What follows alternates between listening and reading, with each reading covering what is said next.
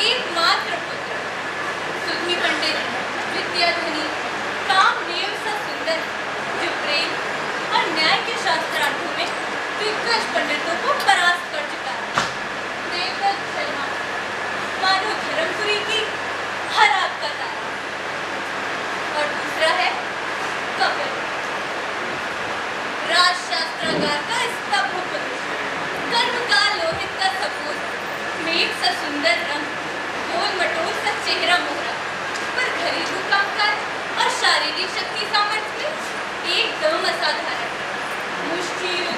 लट युद्ध, बाहु क्रीड़ा, उछाट पछाट, हर कला में अद्वितीय। इन दोनों की ऐसी मित्रता थी मानो कोई चमत्कार हो। जब ये देवदत्त और कपिल की विकल जोड़ी राजपथ पर चल पड़ती तो लोग कहते राम लक्ष्मण, कृष्ण बलराम और लक्ष्मण।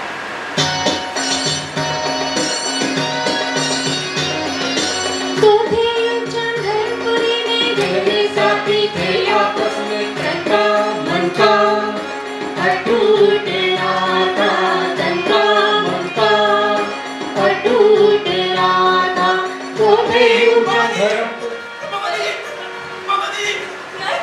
बेटा छोड़ इसे, क्या कर रहा है? छोड़। बाप रे, खो। अरे क्या हुआ? इस तरह बिदक क्यों रहा है? बाप रे, खो। शांत हो जाओ। आ गया, आ जाओ। बताओ क्या हुआ? सेवा में हम हैं, मंडली है, फिर सामने सुजान समाज भी तो है। बताओ क्या हुआ? क्या बताऊं भगवती जी, मेरी तो सांसें ही अटक गई थी। बस बैठे हम। अब सही बताओ आखिर हुआ क्या? क्या बताऊं भगवती जी, मैं इधर ही चला आ रहा था, देर हो गई थी ना, और ज्यादा देर ना हो इसलिए जल्दी कदम बढ़ा रहा था। तो आज सुबह खूब पानी पिया था, पेट सलामी दे रहा था, तो सोचा रास्ते के किनारे बैठ जाऊं। नट मंच पे ऐसी बातें, छी छी। चल आगे बोल क्या तू? फिर आवाज आई, भारी सी मर्दानी आवाज। क्यों रे दोस्त, आम रास्ते में गंदगी फैलाते हो? हाँ? तू ठीक ही तो है। तेरी अकल क्या घास चरने गई हुई थी? अरे सुनिए तो, फिर मैंने इधर उधर ताका, कहीं कोई नजर नहीं आया, तो सोचा भूल ही होगी, फिर रास्ते के किनारे बैठने लगा कि दोबारा वही दहाड़। क्या? क्यों रे दोस्त, मैं क्या कह रहा हूँ समझ में नहीं आता? आम रास्ते में गंदगी फैलाना बिल्कुल मना है। मैंने देखा ही रह गया, सामने वाली बाड़ के पास खड़ा एक घोड़ा भगवती जी, हाँ? जो बोले ही जा रहा था। यारे नट, सवेरे सवेरे क्या चढ़ाया था? भगवती जी ऐसा कुछ नहीं है, भगवान साक्षी है, घोड़ा खड़ा बोल रहा था। हाँ तो ठीक है, इस बारे में बहस करके कोई फायदा नहीं। अब जल्दी भीतर जाओ और चेहरे पर रंग लगवा ले। देख वैसे ही कितनी भीड़ हो गई है। जंग भगवती जी आपके पाँव पड़ता हूँ, आज नहीं। नट, तू समझता भी है क्या बकरा है? क्षमा कीजिए भगवती जी, आप ही बताइए ऐसे में तलवार कैसे उठाऊंगा, कैसे चलाऊंगा? तो फिर इसका एक ही इलाज है। जिस रास्ते से तू आया था उसी पर वापस जा। वापस ना, वापस उसी बात के पास। फिर जाके देख ले कि जो बोल रहा था वो घोड़ा नहीं होगा। नहीं, मुझसे नहीं होगा। नट, मेरा हुक्म है, हाँ। चल भाग यहाँ से, जाना होगा। नहीं तो मेरा भ्रम कैसे टूटेगा? चलिए भगवती जी, भगवती जी, भगवती जी। दो थे चंद्रपुरी में गहरे साथी थे आपस में तंका मनका अटूट नाता तंका मनका अटूट नाता तो थे वो आ गया, वो इधर ही आ रहा है। अरे कौन आ रहा है? वो इधर ही आ रहा है। अरे वही कौन? कोई मनुष्य या फिर कोई और जीव? कुछ भी हो, अपना नट डर गया। जाने क्या देखा, क्या समझा? जब अपना नट ही डर गया हो तो इन भोले रसिकों का क्या हाल होगा? ऐसे डरावनी पात्र को रंगमंच पे एकदम आने देना उचित नहीं। सुनो, रंगपट्टी लाना।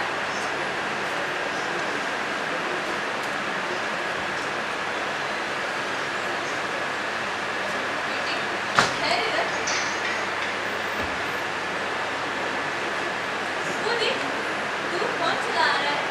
वो वही है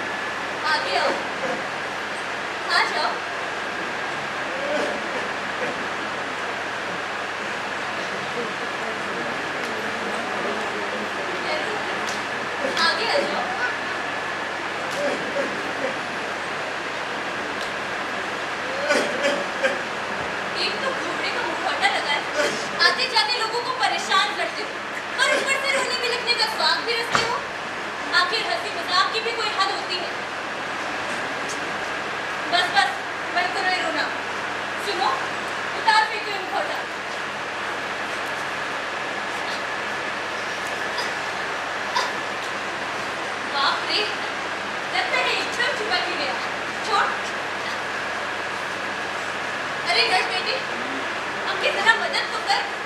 अरे भगवती जी, तो हम लोगों से नहीं निकल रहा तो उनसे क्या निकलेगा? अरे आना मदद कर। देख बस मुखौटा ही तो है, अभी उतार फेंकते हैं इस मुखौटे को। अरे आ।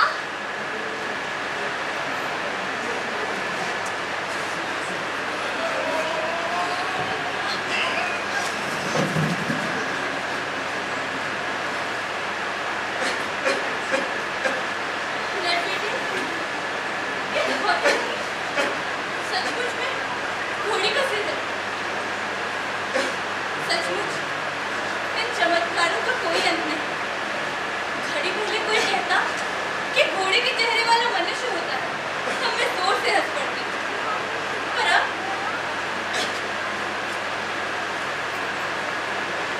तुम कौन हो भैया? पकड़ो, पकड़ो, पकड़ो, पकड़ो। उधर कहाँ जा रहे? यहाँ बैठ, बैठ यहाँ। उधर हमारा साथ घर है। नट मंडली अपनी सजावट कर रही होगी। यहाँ एक को तो डरा ही दिया, अब सबको डरा के आज का नाटक चौपट ही करेगा क्या?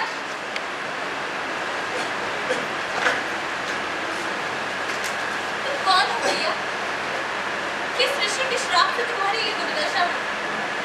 किस पवित्र तीर्थ से तुमने तिरस्कार किया? किस पतिव्रता का इसने अपमान किया? या तुमने बस भगवती जी बस। कथा पुराण बांधती है क्या इसीलिए मुझ गरीब पर चौची में आया उगलने लगी? मैंने किस पवित्रता का अपमान किया, किस तीर्थ को पवित्र किया? नाराज हो? और क्या, कौन से ऋषि, कौन सा तीर्थ, आखिर मैंने क्या बुराई की है? चाहे महाराज चित्रगुप्त भी आ जाए, मैंने किसी कुछ नहीं बिगाड़ा। फिर भी आखिर तुम पे ये कौन सी विपदा टूट पड़ी? हमें बताओ। सेवा में हम हैं, फिर ये उदार रसिक भी तो है। कोई क्या करेगा भगवती जी, मेरा भाग्य ही ऐसा है। तुम्हारा नाम क्या है? है वतन। है वतन? है वतन। एकदम ठीक। अरे घोड़े का सिर, ये कहाँ से पाया? कहाँ से क्या, जन्म से है। अरे तो जब हम इसे मुखौटा समझकर खींचने लगे तो क्यों नहीं रोका? क्यों उस दर्द को झेलते रहे? भरोसे पर ही तो जीता है जी। मैं तो सब कुछ करके हार चुका, बस इच्छा थी इसी तरह इस घोड़े के चेहरे से पीछा छूटे। सोचा आप इसे पुण्यात्माओं के हाथों मेरा उद्धार हो जाए, आप इसे उतार सके। बेचारा, जाने पिछले जन्म के किस पाप का। पिछला पिछला कुछ नहीं, जो हुआ इसी जन्म में हुआ। यानी बताओ। वो एक लंबी कहानी है। होने दो।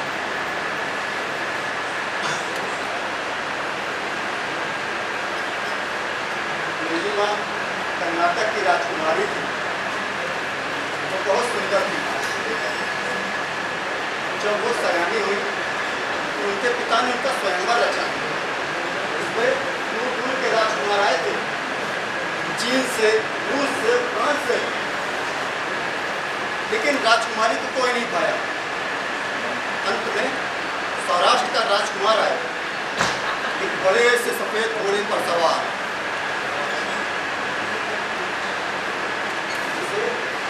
राजकुमारी देखकर ही अचेत हो गई। हाय हाय। पिता प्रसन्न हुए, चलो घोड़ को पसंद आया और वो विवाह की तैयारी में जुट गए। लेकिन जो भी राजकुमारी को होश आया तो जानते हैं क्या कहा? क्या कहा? कहा मैं तो सफेद घोड़े से ही प्यार करूंगी। क्या? हाँ, बड़ा हंगामा मचा। सौराष्ट्र के राजकुमार ने तो सब पर आसमान ही उठा दिया। माँ ने एक न सुनी। इसी तरह से राजकुमार को समझा बुझाकर विदा किया गया और मेरी माँ का विवाह उस सफेद घोड़े के साथ संपन्न हो गया। 15 वर्ष तक दोनों की गर्भ आराम से चली, लेकिन एक दिन सुबह माँ ने देखा कि घोड़े का कहीं पता ही नहीं, यह गंदा खड़ा था। जो कहते हैं राजा कुबेर के शाप से घोड़े की योनि में जन्मा था। 15 वर्ष तक पुरुष का प्रेम पाकर शाप से मुक्त हो गया। हाँ, ऐसे कई पसंद सुने। आगे शाप सुनो तो मेरे चंद्र पिता ने उनके पूरी की ओर चलते चलते मेरी माँ से कहा कि तुम भी चलो मेरे साथ, लेकिन माँ ने इनकार कर दिया। कहा घोड़े का ही दूध भरोगे तो भी चलूंगी। उस पर मेरे जन्मदाता ने माता को शाप दे दिया।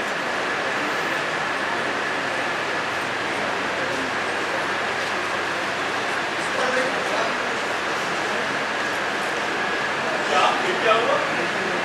शाप से वो तेरी माँ शिक्षण घोड़ी बन गई। क्या? हाँ, घोड़ी बन गई। उनके अजीब के संकटे संयोग से ऊंचा पुर, आधा घोड़ा आधा मनुष्य। जाने से पहले तुम्हारे जन्मदाता ने तुम्हारे रहने को कोई प्रबंध नहीं किया। उन्हें क्या पड़ी थी? गए सो गए, मैं रहा सो रहा। बेचारा। बड़ा बुरा हुआ बेचारे के साथ। अब मैं क्या करूं भगवती जी? कैसे छुड़ाऊं इस मूड से पीछा? जयवदन भाई, माथे का लिखा तो हर एक को भोगना ही होता है। पर कैसा माथा भगवती जी? आपके जैसा माथा हो तो खुशी से जी लूं, पर इस माथे को लेकर कहाँ डूब मरूं? भगवती जी, मुझे कुछ न कुछ करना ही होगा।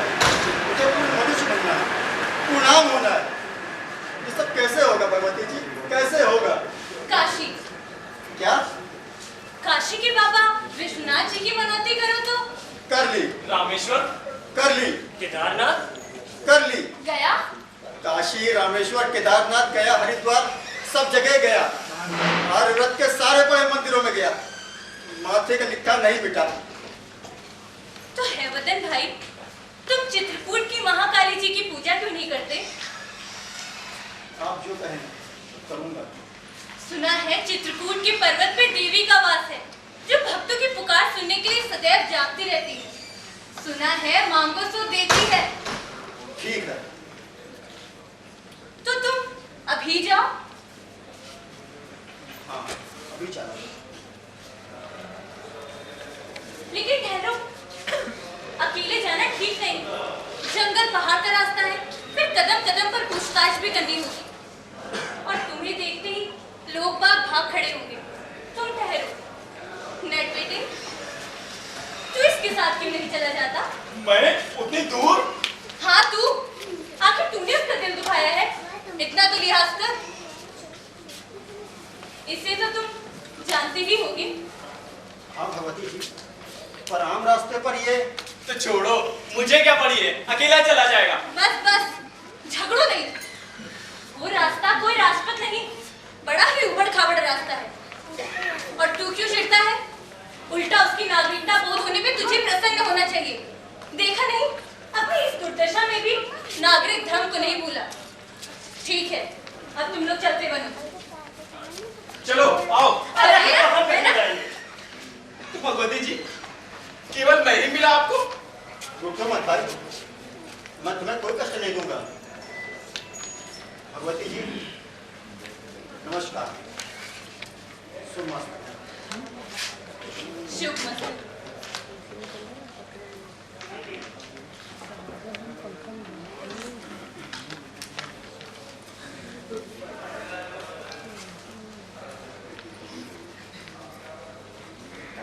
अपना अपना भाग्य, अपनी अपनी कामना, अपनी अपनी अपूर्णता।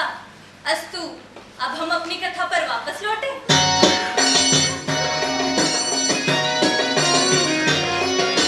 धर्मपुरी में दो युवकों का था गहराया राणा।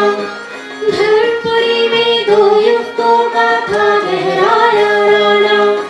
दोनों में तन मन का था अभिन्न ताना बाना। दोनों में तन मन का था अभिन्न ताना बाना। एक लड़की को देखा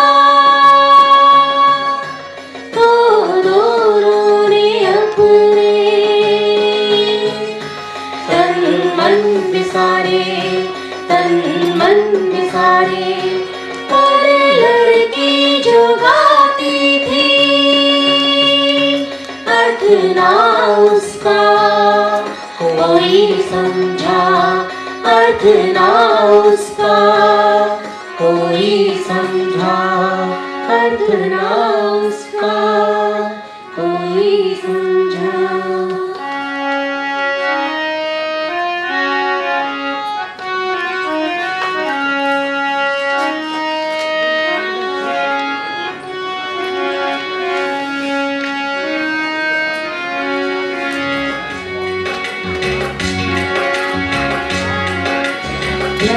क्यों निभाए सिर्फ एक देह के साथ, प्यार क्यों निभाए सिर्फ एक देह के साथ।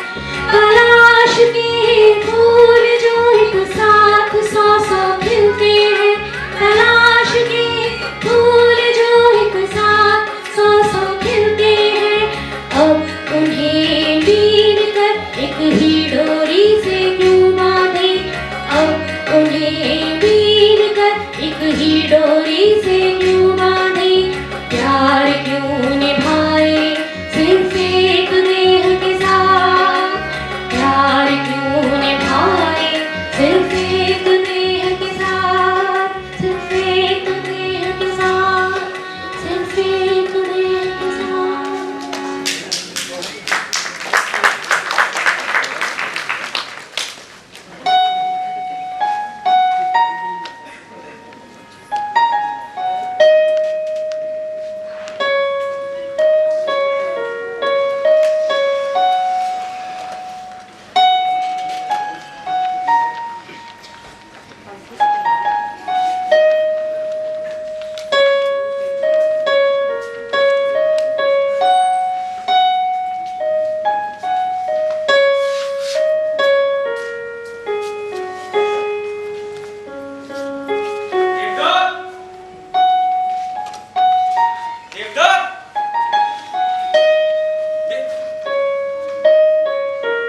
अबे क्या कहा था?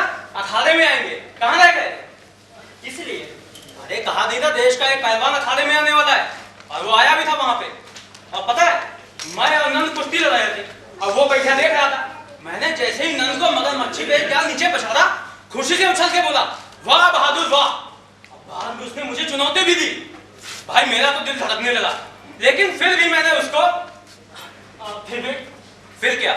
वो तुम हाँ नंद ने क्या? नंद ने बांसुरी बजाई। नहीं नहीं कपिल, वो अरे तुम वो गांधार देश का मल। हाँ हाँ वो कुछ देर तक मुझसे लड़ा, बाद में पीठ ठोकर बोला शाबाश। सच? हाँ, और मैंने उससे पूछा कि भाई तुम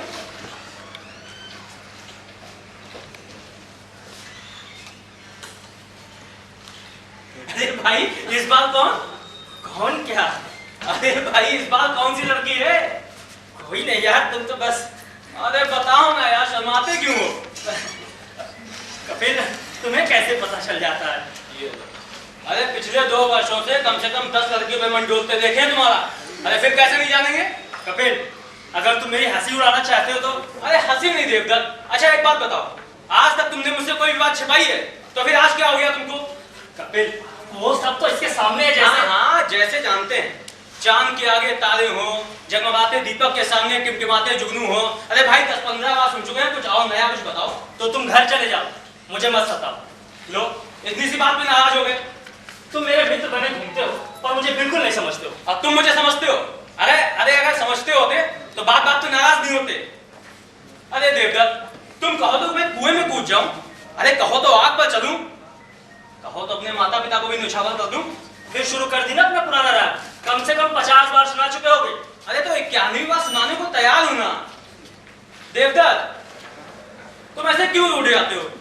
अब बताओ, तुम्हारे बिना मैं पता नहीं कहां पता सड़ा करता हूं बैल की तरह।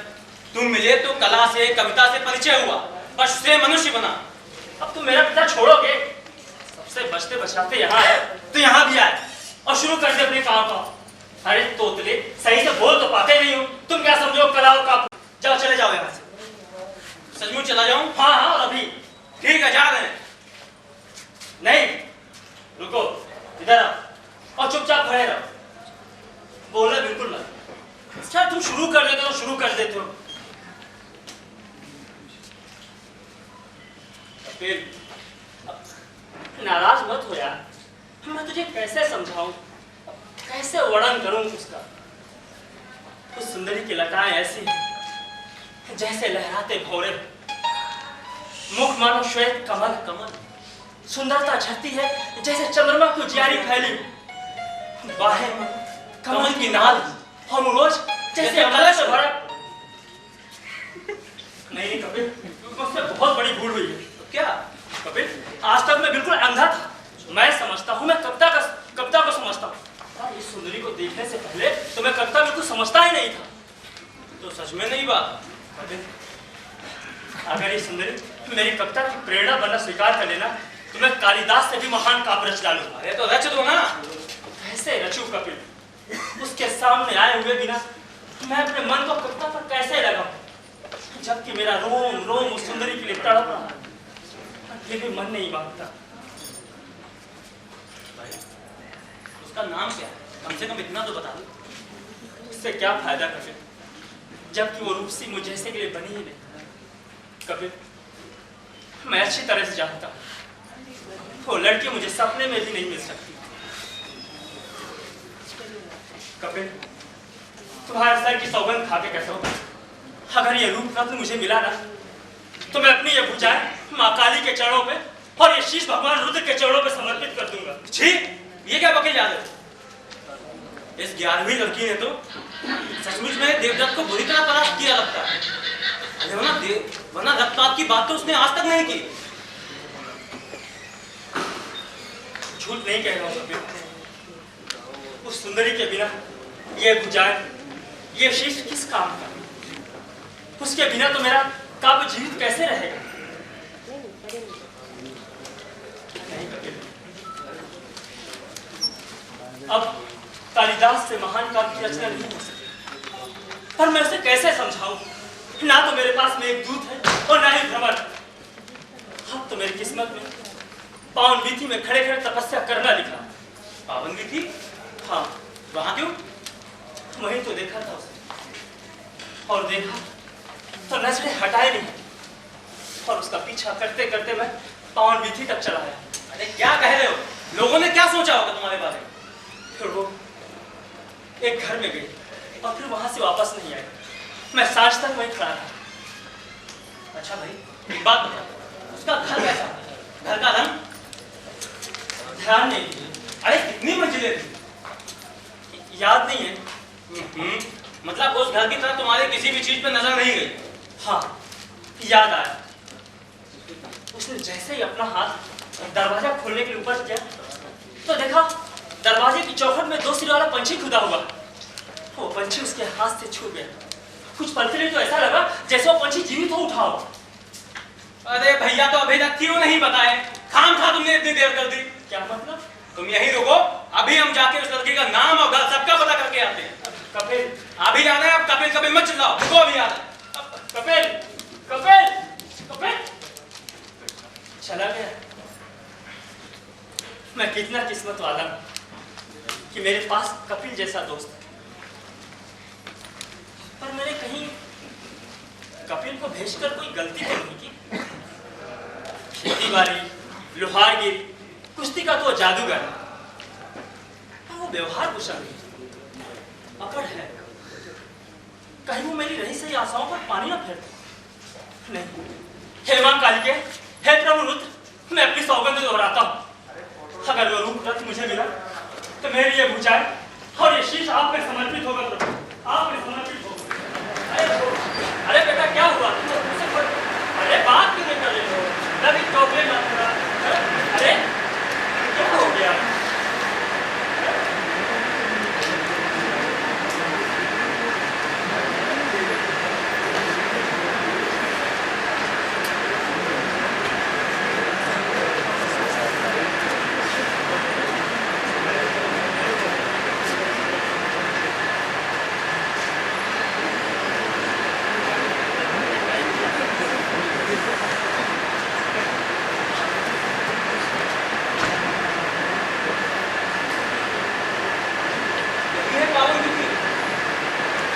व्यापारियों की गति। बाप रे बाप, ये बड़े बड़े घर मानो महल हो। लेकिन आश्चर्य है, ऐसे बड़े बड़े घरों की भूल भुलैया में लोग खो क्यों नहीं जाते? लेकिन मुझे क्या, मुझे तो वो 2 सिर वाला पक्षी खोजना है।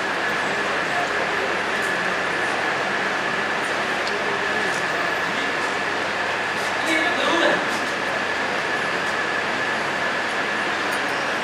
ये धोखा है। कहाँ है वो 2 सिर वाला पक्षी?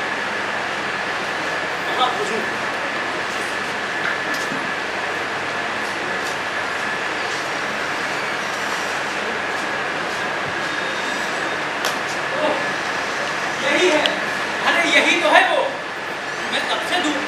रहा था, अरे देखिए कितनी बारीकी से खुला हुआ है। लेकिन आश्चर्य है, ये घर होगा किसका? किससे पूछूं? तो ऐसी चिलचिलाती धूप में मुझे कौन आएगा बताने? एक काम करो, घर वालों से ही पूछ लो।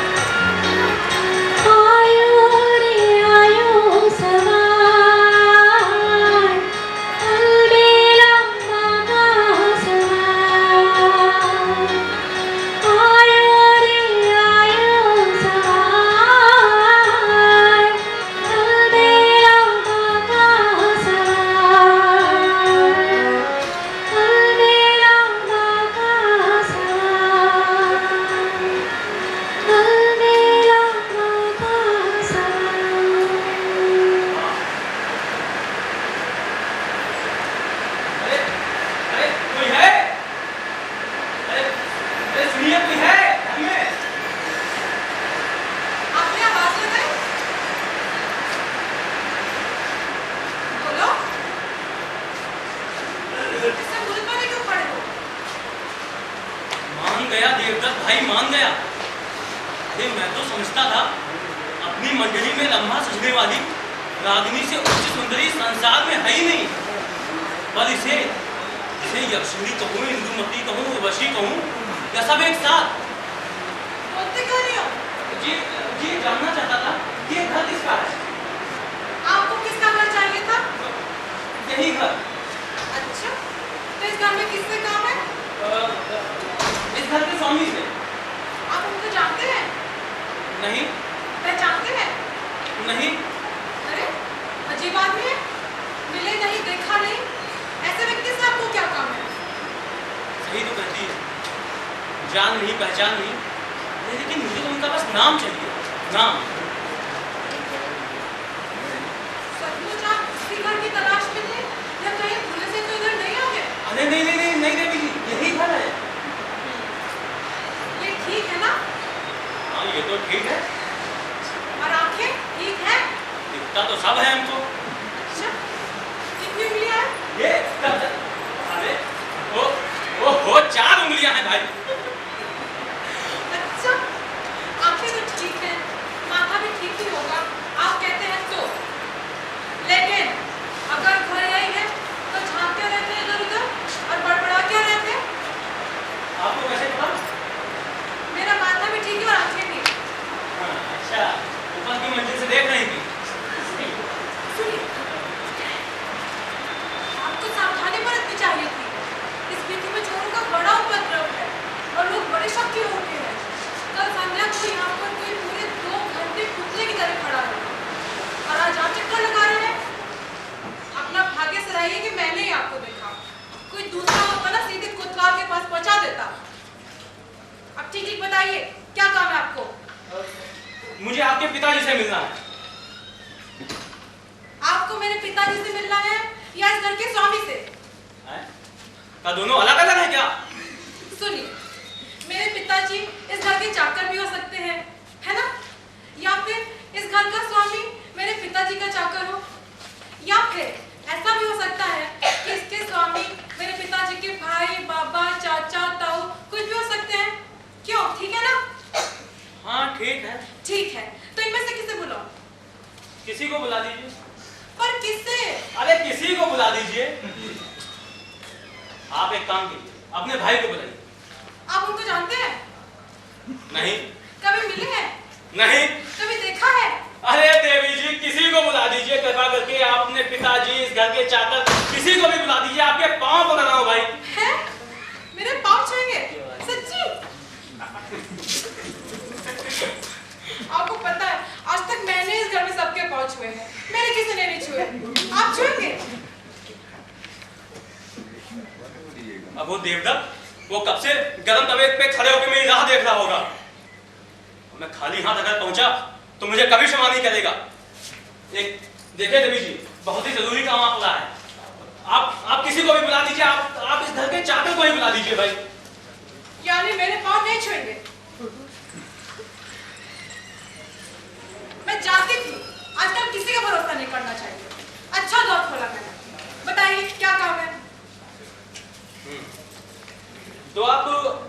विप्रोत्तम विद्यासागर को तो जानती होंगी। संभव है। और उनके एकमात्र सुपुत्र देवदत्त को भी जानती होंगी। अरे भाई, अपने पिताजी से बढ़ के पंडित हैं, काव्य रसिक हैं, विनोद हैं, लंबे केश, तेजस्वी मुख, अवस्था विश्वत और ऊंचाई 67 अंगुल। ओफो, पर ये 67 अंगुल आपका है कौन?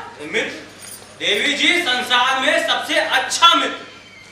लेकिन बात यह है कि मेरा मित्र आपका कौन लगता होगा?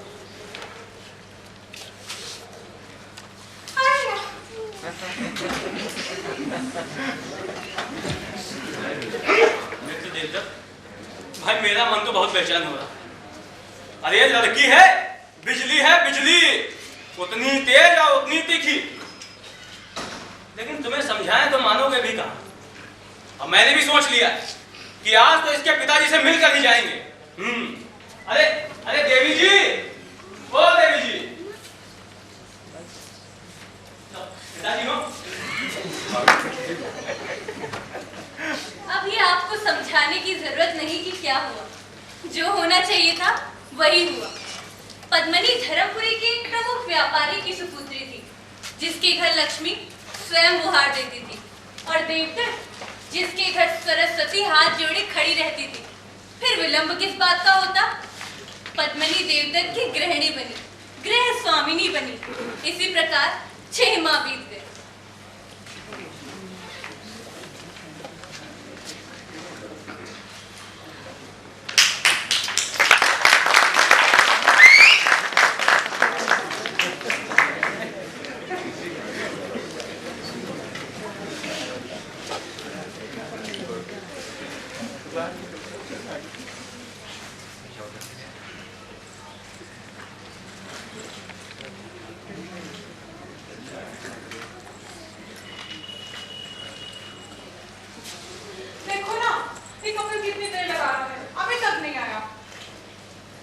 कपड़े लड़के सब ठीक ठाक बांध ली? हाँ, सवेरे ही। और अपने लिए गर्म कपड़े? आज तुम्हें हुआ क्या है? हैं? आज सवेरे से रट लगाया हूँ। ये हुआ या नहीं, वो बनाया नहीं। पद्मिनी, मैं तुम्हें 10 बार कह चुका हूँ, तुम्हें अभी आराम करना चाहिए। इस अवस्था में मुझे यात्रा पसंद नहीं है। अब न जाने वो गाड़ी कैसे होगी, रास्ता कैसा होगा, पर तुम हो कि मेरी बात सुनती नहीं हो। मुझे क्या हुआ है? तुम बेकार चिंता करते हो। हे भगवान, इतना डरते हो? जरा समय हिली डुली नहीं कि बस तुम्हें लगता आसमान फट पड़ा, सब खत्म। तुम्हें तो जरा भी दुखता नहीं, जो जी में बकती रहती हो, बस दिन भर बच्चों की तरह उछल कूद मचाती हो। देखो ना, कपिल अभी तक नहीं आया। और बस दिन भर कपिल कपिल कपिल की रट लगाई रहती हो। ये कैसी बातें कर रहे हो? क्यों न कहूं? उस दिन तुम्हें भास का नाटक सुनाना चाहता था, तो ये कपिल आ गया। हो, तो वो बात है। अब मेरी पत्नी है, उसे इतनी सी बात भी समझ में नहीं आती कि पहले जैसे आना जाना कैसे संभव है। तुम काव्य पाठ अच्छा पढ़ते हो, मैंने इसीलिए उसका सुनने के लिए बुला लिया। मुझे पता होता कि तुम बुरा मान जाओगे तो मैं उसे कभी ना बुलाती। बुरा नहीं मान रहा पद्मिनी, कपिल मेरा मित्र ही नहीं, मेरे भाई के जैसा है। और मैं तो ये चाहता था कि एक दिन तुम्हें अकेले में बैठा कर ढेर सारी कविताएं सुनाऊं। अब तुम्हें बताओ, क्या ये इच्छा उचित है कि हम एक आध दिन अकेले में रह सके? पर जब वो कपिल आ जाता तो कविता पाठ थोड़ा ही होता है। ये क्या, कपिल से तुम इस हद तक चलते हो? क्या क्या मैं कपिल से चलता हूँ? नहीं, हमेशा मेरी बात को उल्टा निकालती हो तुम। अरे अरे, बिगड़ क्यों रहे हो? मैंने तो हंसी में कहा, तुम हंसी की बात बिल्कुल नहीं समझते ना। तुम्हारे लिए हंसी होगी, मेरी तो जान पे आ जाती है ना। चुप भी करो, बकते रहते हो। तुम्हें पता नहीं तुम कितने सुकुमार हो। इतनी कोमलता से भगवान जाने कैसे दिन कटेंगे। सचमुच तुम बिल्कुल बच्चे हो। कभी कभी तो मुझे लगता है कि मेरा बच्चा होने से पहले ही तुम बच्चे के रूप में पैदा हो चुके हो। और सुनो, इतना तुम कपिल की बात पर कैसे चढ़ गए? क्यों?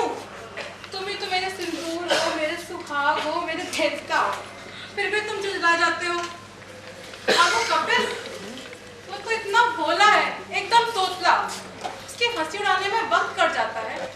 एकदम उज्जट बन मानुष है, पर मुझसे बात करने में लाल से ऐसे लाल हो जाता है जैसे कोई नई दुल्हन हो।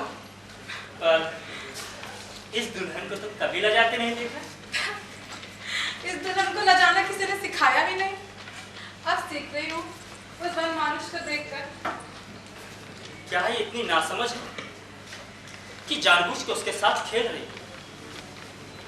पहले तो कभी नहीं लजाता, पर जब से पद्मिनी आई है उसके आगे पीछे पूंछ हिलाते हुए घूमता रहता है। उसके सामने ऐसे बैठता है कि मानो उसके मुख से कोई शब्द जमीन पे न गिर जाए। पद्मिनी, कपिल ने दूसरी स्त्रियों से कभी बात नहीं की ना, उसने अपनी माँ के सिवा कभी किसी से बात नहीं की। तुम्हारा मतलब है उससे बात करने में डर है। तुम्हारी बातें सुनकर लगता नहीं है कि कपिल तुम्हारा मित्र कभी रहा भी है।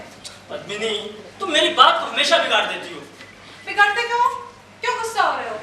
उज्जैन नहीं जाना चाहते तो ना सही, कपिल से कह देना मेरी तबीयत ठीक नहीं। पर तुम्हें दुख होगा। मुझे क्यों दुख होगा? जैसे तुम्हारी इच्छा वही करेंगे। उज्जैन फिर कभी चलेंगे, महीने भर बाद ही वहाँ मेला लगने वाला है, तब चलेंगे। आज का कार्यक्रम रद्द कर देते हैं। तुम्हें निराशा ना हो तो मैं तो यही चाहूंगा। अब कपिल से नाराजगी की वजह से नहीं, अरे कपिल तो मेरा भाई है। बस मैं तो ये कहना चाह रहा हूँ कि तुम अभी पहली बार गर्भवती हुई हो ना। पहली बार के क्या माने? 6 महीने में कोई स्त्री और कितनी बार गर्भवती होगी? फिर तुम्हें शौक लग गया ना? अच्छा बाबा, माफी, कान पकड़ती हूँ, अब नहीं बोलूंगी। बड़ी ढीठ हो, अपनी दुष्टता नहीं छोड़ती। अरे बाबा, मैं तो ये समझाना चाह रहा हूँ कि इस अवस्था में यात्रा रास्ता पता नहीं कैसे हो, इसलिए मना कर रहा हूँ। कहना चाहती थी कि मेरी कोख लोहे की है, पर तुम बुरा मान जाते हो, इसलिए चुप हो। अच्छा ठीक है, जैसे तुम्हारी इच्छा वही करेंगे। हाँ ठीक है, आज हम दोनों घर पे अकेले रहेंगे। नौकर चाकर बाहर जा ही रहे, उन्हें कराने के लिए कह देंगे। आज सिर्फ हम और तुम हो। ढेर सारी तुम्हें कविताएं सुनाऊंगा, ठीक है ना? अरे भैया देवदत्त, ओ देवदत्त। हाँ, अरे बहुत देर कर दिए ना। अरे क्या करें भाई, वो गाड़ी वाले के पास गाड़ी तो थी, एक बैल एकदम निकम्मा था। हम तो देखते ही समझ गए। हमने उससे कहा ऐसा है, दूसरा बैल जो तो वरना 10-15 दिन में भी उज्जैन नहीं पहुंचेंगे। कपिल, मैं भी नहीं माना। हम जानते हैं किराए पे गाड़ी लेने में यही झमेला है देवदत्त। हमने उससे कह दिया अगर परसों तो हमारी गाड़ी चित्रपुर नहीं पहुंची तो ऐसा पटकी मारेंगे तुम्हारे। कपिल, दरअसल बात यह है कि हम लोग उज्जैन नहीं जा रहे।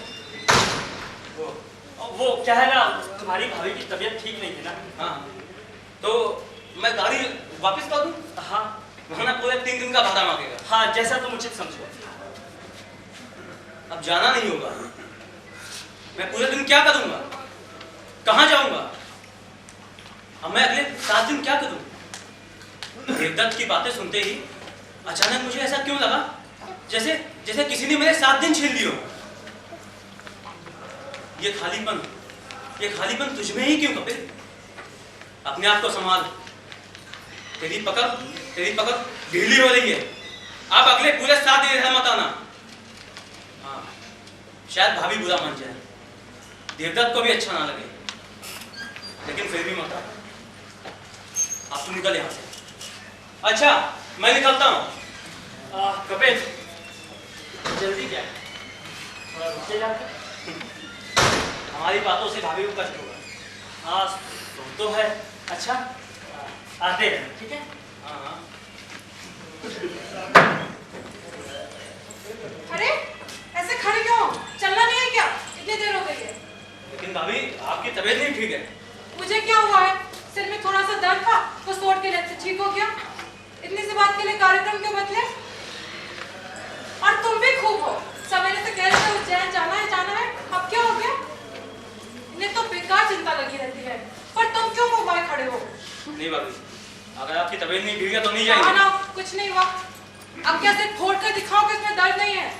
पद्मिनी, इस अवस्था में कपिल, बाहर तुम गठरियों को जरा गाड़ी में रख देना, बाकी नौकर ला देगा। जल्दी करो नहीं तो मैं खुद रख दूंगी।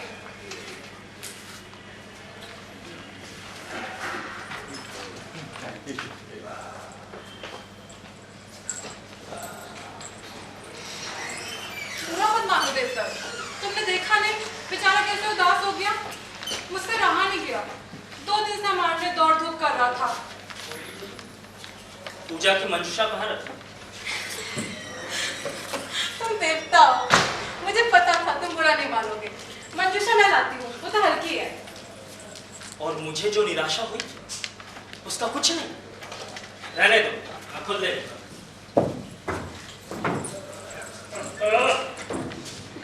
जब देखो तो काम काम काम, इतना बोझा लगा देंगे कि काम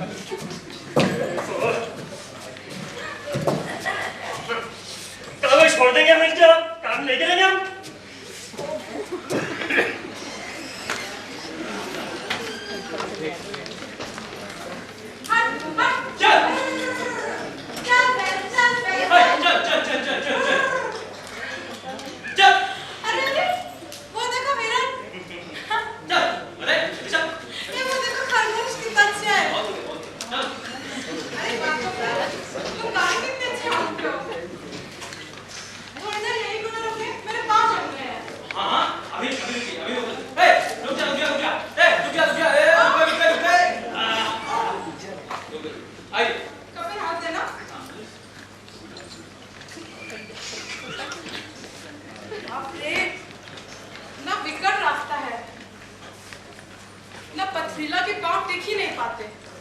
गाड़ी में तो पता ही नहीं चल रहा था, तुम ऐसे हाँक रहे थे मानो गाड़ी तैर रही हो। कपिल कपिल, वो कौन सा फूल है जिनसे वो पेड़ लदा पड़ा है? अरे उन्हें तो सुहाग के फूल कहते हैं। सुहाग के फूल? बड़ा विचित्र नाम है, क्यों कहते हैं? भाई हमसे जरा सवाल ना किया करिए, हम अभी ला देते हैं, आप खुद ही समझ जाओगे। अभी रुको।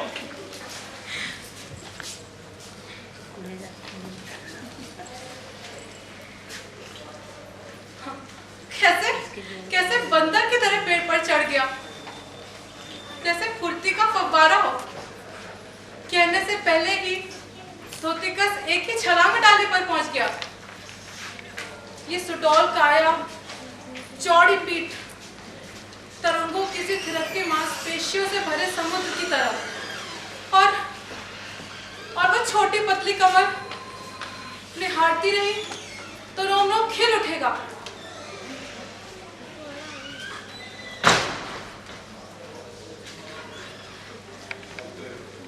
ये अचानक शांत क्यों? रास्ते भर तो बड़बड़ाती है। जैसे किसी गंधर्व ने शिकारी का जन्म लिया हो। उसकी देह थिरकती है, अंग अंग भड़कते हैं, जैसे कोई नृत्य हो। पद्मिनी का भी क्या दोष है? कपिल का शरीर है ही इतना आकर्षक। अजीब बात, कितने दिनों तक साथ रहे पर इस आकर्षण का भान तक नहीं। कितना बोझ था बेचारा, एकदम बच्चा। न जाने किस भाग्यशालिनी का हाथ थामेगा। ये सुडौल काया, कोई भी नारी मुक्त हो जाए। सच, कोई भी नारी मुक्त हो जाए, कुंवारी हो या फिर विवाहित। आज तक मैंने कपिल की दया से भीख मांगती आंखों को ही देखा था।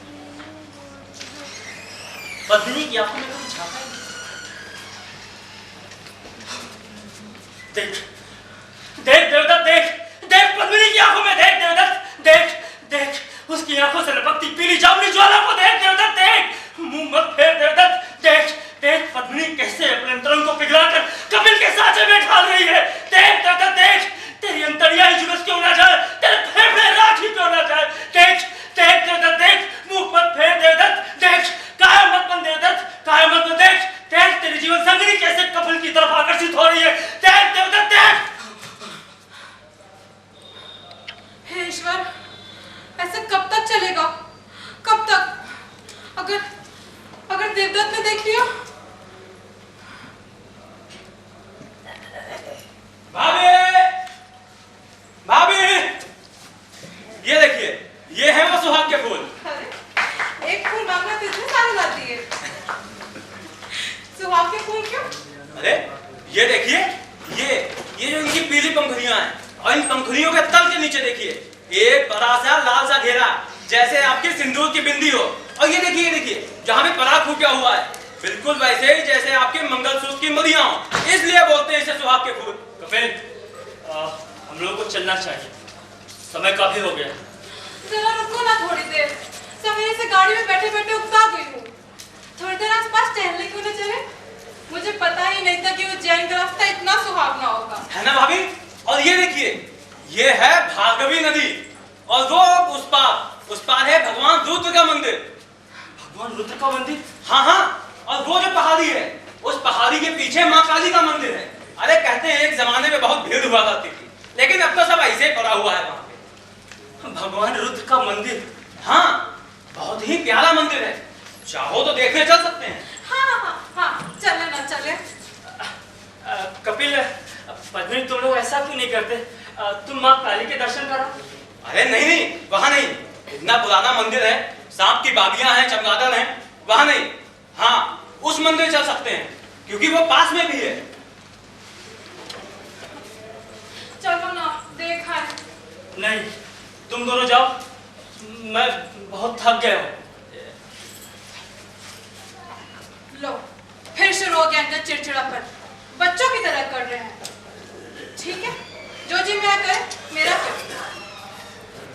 कपिल, चलो अब दिखाएंगे। लेकिन भाभी, आपकी इस दशा में। दशा कौन सी दुर्दशा हो गई है मेरी? नहीं चलना तो वैसा कहो, बिना बात बहाने मत बनाओ। अरे भाई देवदत्त, पास ही में तो है, चलो ना, आ जाएंगे अभी। कहा ना, तुम दोनों जाओ। छोड़ो, कोई नहीं जाएगा। मेरी वजह से तुम दोनों को कष्ट क्यों हो? नहीं कपिल, पद्मिनी, तुम दोनों चले जाओ ना, मैं गाड़ी लेके रहूंगा। जाओ। चलो भाभी, लेकिन जल्दी फिर के आएंगे, बता रहे हैं।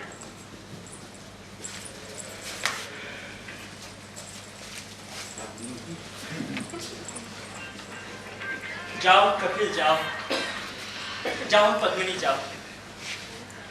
तुम दोनों मेरे हृदय के दो टुकड़े एक होके रहो, उसी में मुझे शांति मिलेगी, मुझे शांति मिलेगी।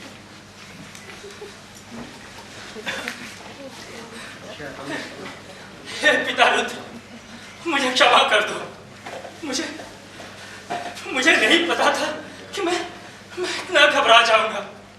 मुझे साहस दो प्रभु, मुझे साहस दो प्रभु, मुझे साहस दो।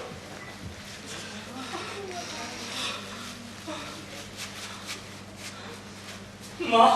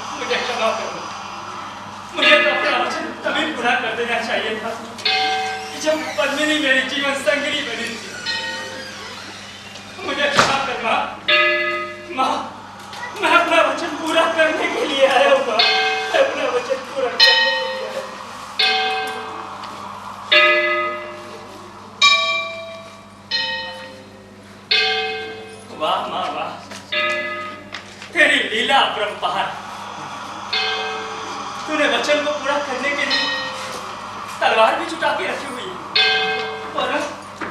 वरना इस सुनसान जगह में तलवार कहां से आती? माँ, आज मैं अपना वचन पूरा करने जा रहा हूं।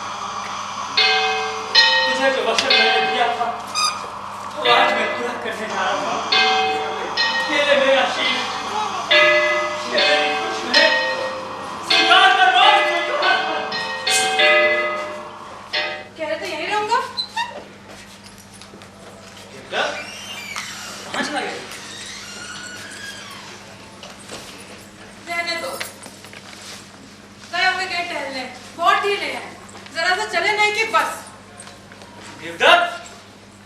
देवदत्त! अरे क्यों चिल्ला रहे हो? कहाँ ना आ जाएंगे?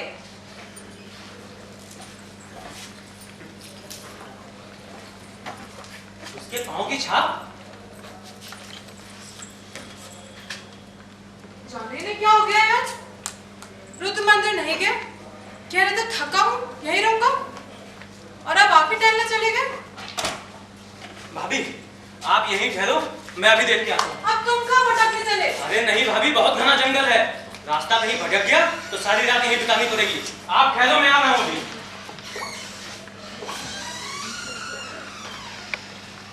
ये भी चला गया। सचमुच मुझे लगता है इसको मुझसे ज्यादा उनकी चिंता है।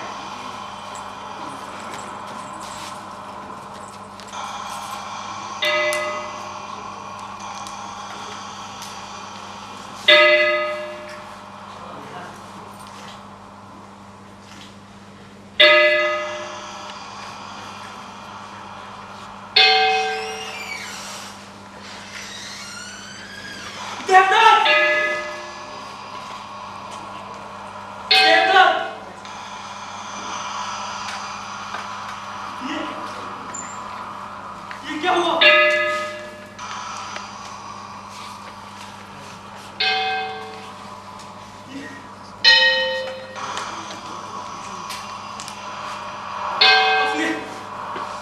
अपने आप को मार लिया।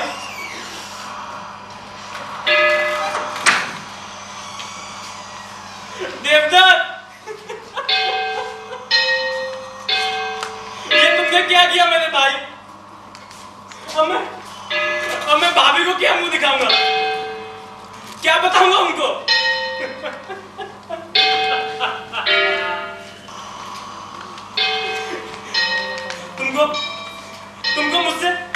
तुमको मुझसे इतनी विरक्त हो गई थी, इतनी घृणा हो गई थी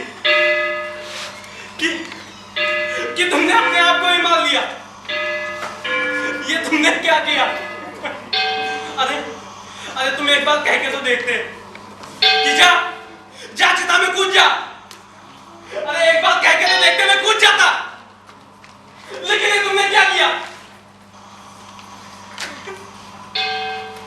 लेकिन कोई बात नहीं मेरे भाई, मैं जानता हूं हमेशा की तरह तुम मेरा साथ कभी नहीं छोड़ोगे और मुझको पालोगे में मिलोगे ना मेरे भाई? मैं हमेशा की तरह तुम्हारे चरण चिन्हों पे आता हूं, मुझको स्वीकार करना मेरे भाई। अभी तक कोई नहीं आया। अब मैं क्या करूं? इतनी रात गए अकेली। कैसे निर्लज है दोनों, मुझे अकेली छोड़ गए।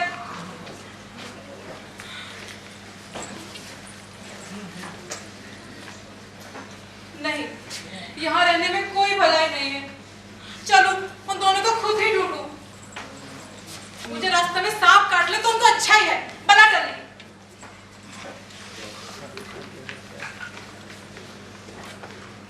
खूब पढ़ने रहे हैं।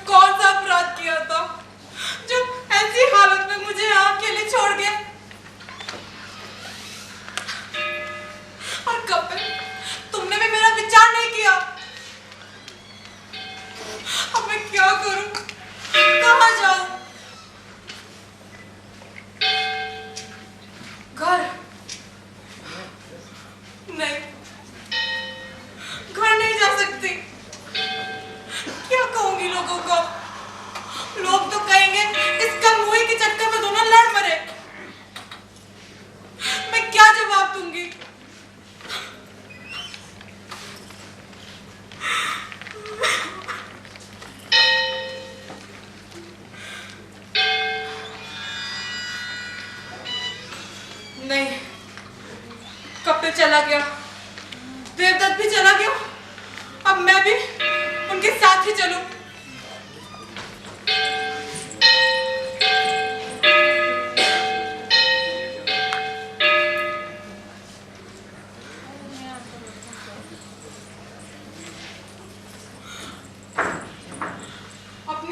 अपनी जान लेने की शक्ति भी मुझ में नहीं है।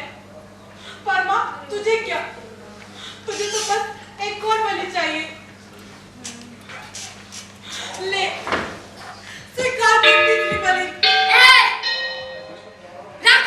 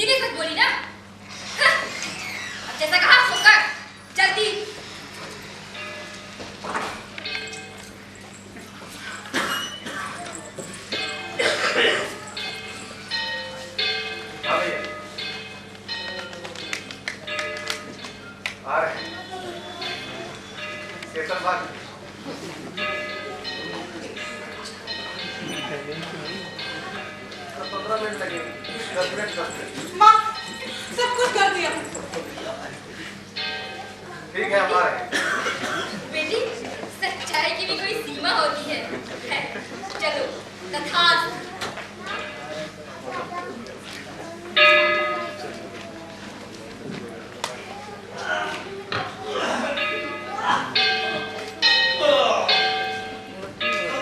कपिल की आवाज, देवदत्त की आवाज। तो ये मेरा शरीर इतना भारी क्यों है? और मेरा सिर इतना भारी भारी क्यों है? हे भगवान, ये मैंने क्या कर दिया? माँ, मुझे बचाओ। तो रो क्यों रही हो? क्या हुआ? देवदत्त क्या बताऊं, माता शीघ्र ही प्रकट हुई। उन्होंने तुम दोनों को वरदान दिया, लेकिन उतावली में मैंने तुम दोनों के सिर बदल दिए। मुझे क्षमा करो। बदले हुए सिरों की अदला बदली। भाई अभी तक तो केवल मित्रता का संबंध था और अब रक्त का भी हो गया। अरे पद्मिनी, तुम रो क्यों रही हो और तुम यह क्षमा क्यों मांग रही हो? अरे तुम्हें तो धन्यवाद देना चाहिए, धन्यवाद। अदला बदली हेरा फेरी, कोई बताए गीता को। अदला बदली हेरा फेरी, कोई बताए गीता को। अदला बदली हेरा फेरी, कोई बताए गीता को।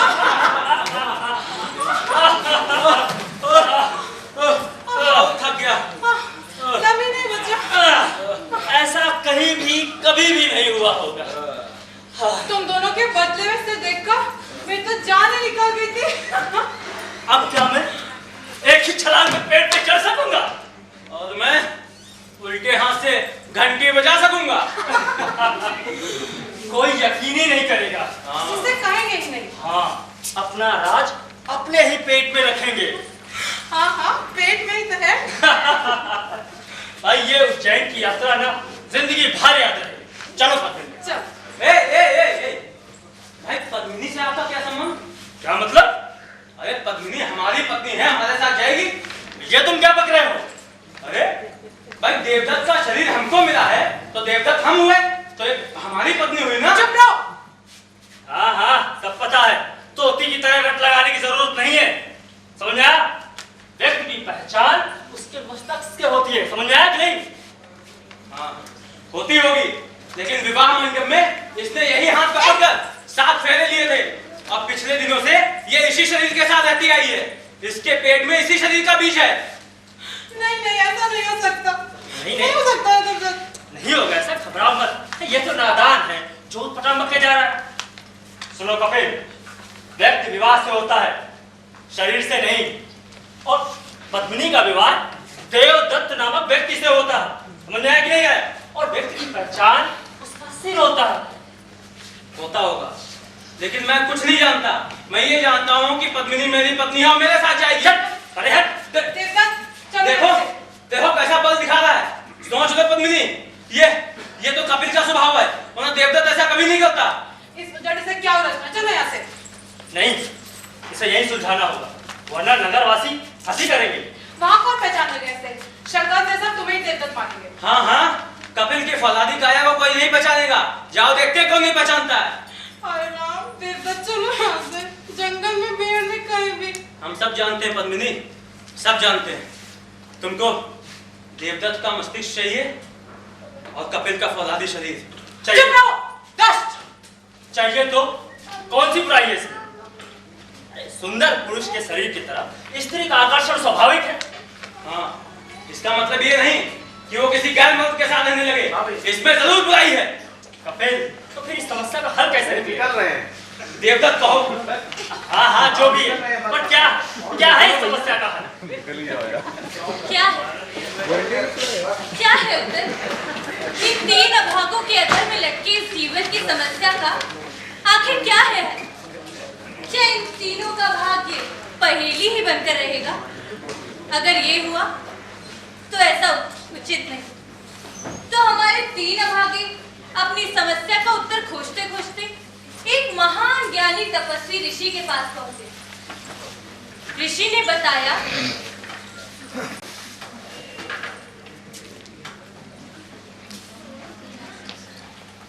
जिस प्रकार वृक्षों में कल्प वृक्ष श्रेष्ठ होता है, उसी प्रकार अंगों में मस्तिष्क श्रेष्ठ होता है। इसीलिए देवदत्त का मस्तिष्क जिसके पास है वही देवदत्त है और वही पद्मिनी का सच्चा स्वामी है। अदला बदली हेरा फेरी, कोई बताए गीता को। अदला बदली हेरा फेरी, कोई बताए गीता को।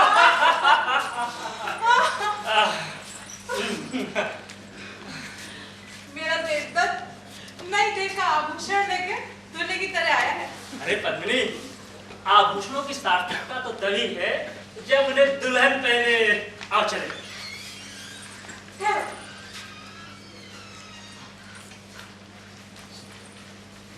कपिल, उदास मत हो। देवदत्त के साथ जाना मेरा धर्म है, पर जा तो रही हूँ तुम्हारी ही देह के सब। इससे तुम्हें संतोष होना चाहिए। अच्छा कपिल, चलती हूँ।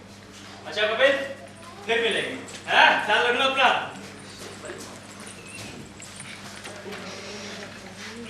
कपिल, कपिल उदास मत हो।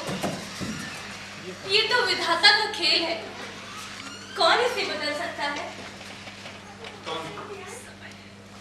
कौन कपिल? हाँ, मैं कपिल नहीं हूं। मैं नहीं हूं कपिल।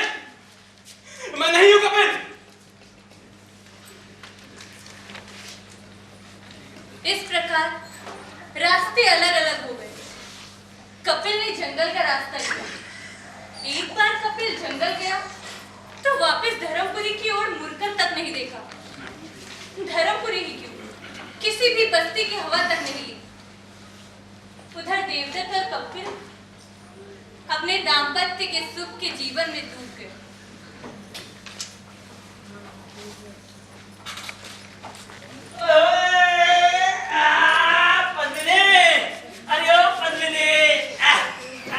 देखो तो क्या लाया हूँ। ये प्यारी गुड़िया है, किसकी है? अरे किसकी है क्या? अरे अपनी है, अपनी। घर में नन्हा पाहुन जो आने वाला है। प्यारे है, एकदम जीतती जागती चमकती आंखें, कोमल से गाल।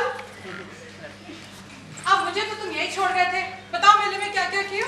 अरे भाई, मेरा भाई दुश्मन भी होता तो तुम्हें वहां ना ले जाता और मैं खुद ना जाता, अगर तुम बार बार मनौती की याद न दिलाती। पर चलो, जाना अच्छा ही हुआ। जानती हो पद्मिनी, वहां एक अजीबोगरीब घटना घटी। वहां पर अखाड़े में कामदेव का पहलवान अखाड़े में सबको तारे ठोक ठोक कर चुनौती दे रहा था। अब हाँ नहीं, मुझे अचानक क्या हो गया, आओ देखा ना था, झट कपड़े बदले और कूद पड़ा अखाड़े में। सच्ची? हाँ। उस दिन तलवारबाजी में तुमने सामने वालों को पूरी तरह हराया था। हाँ। जरा सावधानी रखना, लोग शक करने लगेंगे। हाँ, तुम ठीक कहती हो। बेजोड़ शरीर, बेजोड़ मस्तिष्क और बेजोड़ देवदत्त। पद्मिनी, पिछले महीने ना जाने मैं कितने लोगों से जूझा होऊंगा, कितनी रातें बिना सोए काटी होंगी, पर बिल्कुल नहीं थका। देवदत्त, हाँ? तुम बदन पर चंदन का तेल क्यों लगाते हो? अब तो मैं बचपन से लगाता है। जानती हूँ, लेकिन पहले तुम्हारी देह से एक और ही महक आती थी, बहुत ही सहज और मर्दानी, जो ज्यादा अच्छी लगती थी। क्या मतलब? नहीं नहीं, वो काली से मंदिर से लौटने के बाद जो तुम्हारी महक आती थी उसकी बात कर रही हूँ। अच्छा, यानी तुम्हें कपिल की पसीने वाली बिना धुली देह की खुशबू पसंद है। जाना दो ना, चलो झील घुमाए, चलो ना।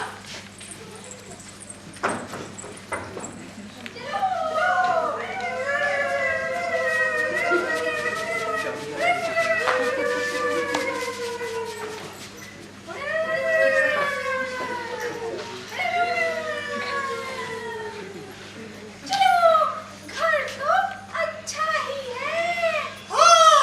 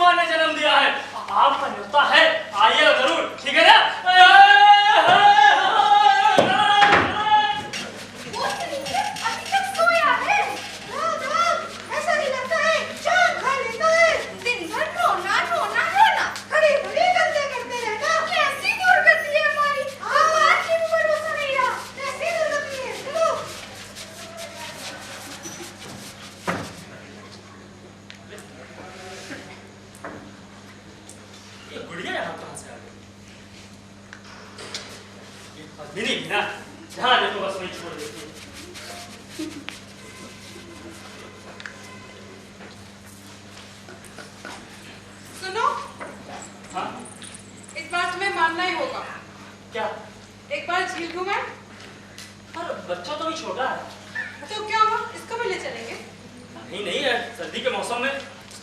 सर्दी है तो क्या हुआ? अब बच्चा बड़ा हो गया है बेटा। मैं तो सर्दी गर्मी और बारिश में ही बड़ी हो गई, मुझे कुछ ना हुआ। अब भी इतनी हट्टी कट्टी हूँ। नहीं पद्मिनी, हमारी वजह से बच्चे को परेशानी होगी। तुम्हें हो क्या गया है? आजकल खेलना कूदना सब बंद कर दिया, जब देखो घर में पड़े रहते हो। नहीं, ये खेलना कूदना तलवारबाजी कुछ समय के लिए ठीक थी। अब हमें अपने भी काम है, लिखना पढ़ना पढ़ाना। हमें तलवारबाजी हमारे काम नहीं है। होगा। पद्मिनी, क्या हुआ? कुछ नहीं, लगा जैसे पीठ पर सेना से तोड़ गई। अच्छा, वो धनुष बंधु की प्रति कहाँ रखी है? गुड़ियों के पास होके देख लो।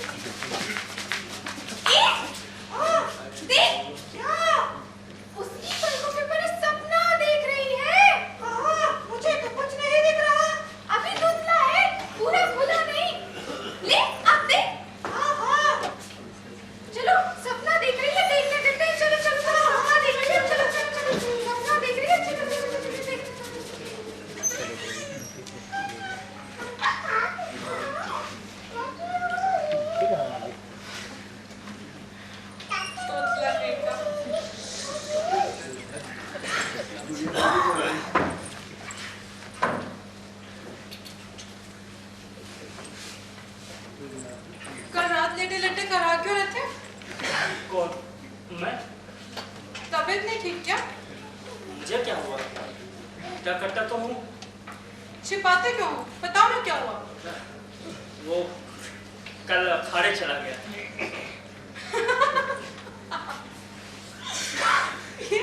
ये बरसात तुम्हें क्या हुआ? अखाड़े चले गए? तो इसमें हंसने की कौन सी बात है? नहीं जाऊंगा, जानता हूँ अखाड़ा तलवारबाजी सब मेरे काम नहीं। मूर्ख था ना जो चला गया, नहीं जाऊंगा उसके पास।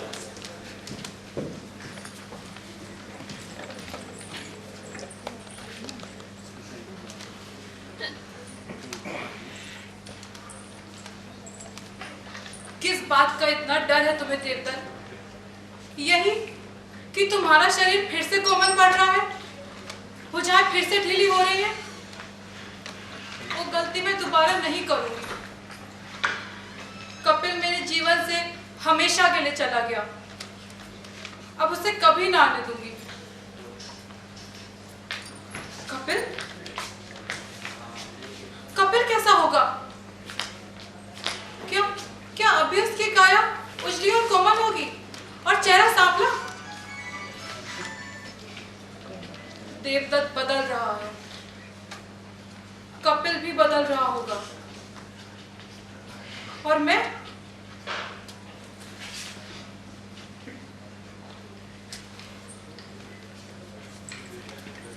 अदला बदली हेरा फेरी कोई जीता कोई हारा। आज स्कूल का पहला दिन है और स्कूल जाकर के मास्टर साहब को परेशान बिल्कुल मत करना, ठीक है? वरना अगर शिकायत आई ना तब तो मम्मा बहुत डांटेंगी, है ना? पक्का ना? हाँ, कोई शिकायत ना है, हाँ? Okay, bye bye. पद्मिनी, ओ पद्मिनी। हाँ वो आज एक पंडित जी मुझसे मिलने आने वाले हैं। हाँ उनके लिए नाश्ते पानी का प्रबंध करो। ठीक। तुमने एक बात सुनी? क्या? आज सवेरे नौकरानी बता रही थी कि कपिल की माँ चल बसी, बेचारी बरसों से खाट पर थी। तो मैं क्या करूं? तुम नाश्ते पानी का प्रबंध करो।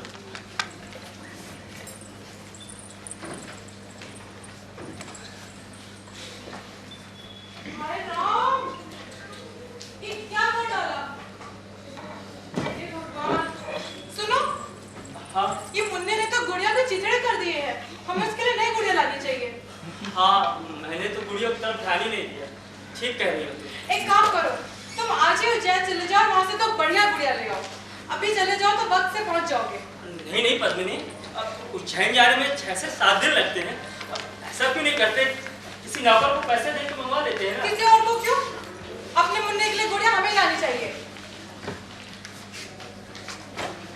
ठीक है, फिर मैं किसी नौकर को घर की देखरेख के लिए कहे जाता हूँ। कोई जंगल में नहीं रहते। ठीक है, फिर जाता हूँ।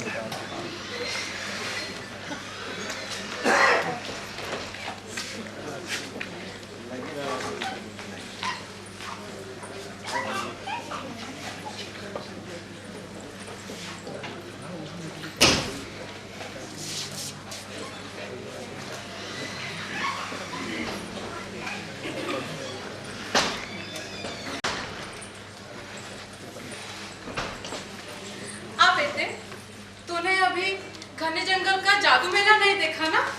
चल दिखा के लाती हूं। वहां की बात क्या बताऊं बेटा। घने जंगल के बीचों बीच पलाश के फूल अल्पना रचते हैं। सूरज की किरणें पेड़ों की टहनियों पे अल्पना रचती है और फिर धीरे से मुन्ने को निद्रा आवेगी और बस फिर एक ही फूंक में चांद बुझ जाएगा। लेकिन बेटा उससे पहले एक काम और। वहीं कहीं मेले के बाहर एक कोने में पलाश के फूल का पेड़ है और साथ ही एक सुहाग के फूल का पेड़ भी है। हम उससे बातें करेंगे और नमस्ते कहेंगे। बहुत ही पुराना पेड़ है बेटा, हमारा गहरा बंधु। ठीक है ना बेटे?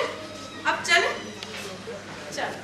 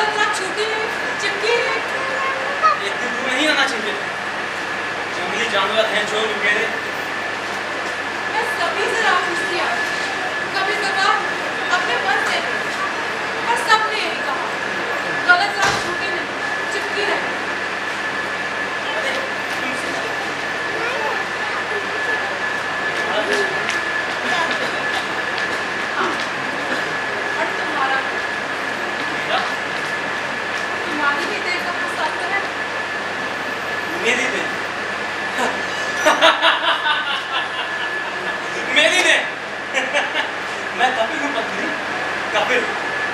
हाँ, मैंने उस दिन नहीं माना था, लेकिन आज मानता हूँ, मैं कपिल हूँ। कैसा है कपिल?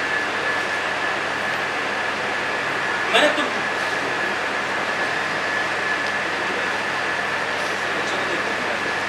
हाँ, दिखाने के लिए इसे लाई हूँ। मुझे क्या हो गया? इतनी दूर से आई हूँ और मुझे बैठने को भी नहीं कहा। चलो अंदर चलो, थोड़ा विश्राम करो। अंदर चलो, मैं आता हूँ।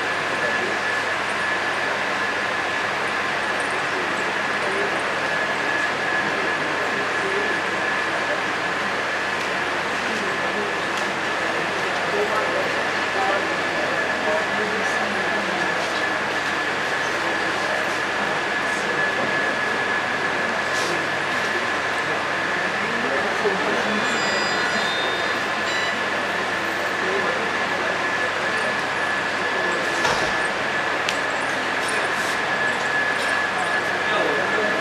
विश्राम नहीं करना? जरूरत कैसी है? अच्छी हूँ। रोकथाम, चिंता, कष्ट कुछ भी नहीं।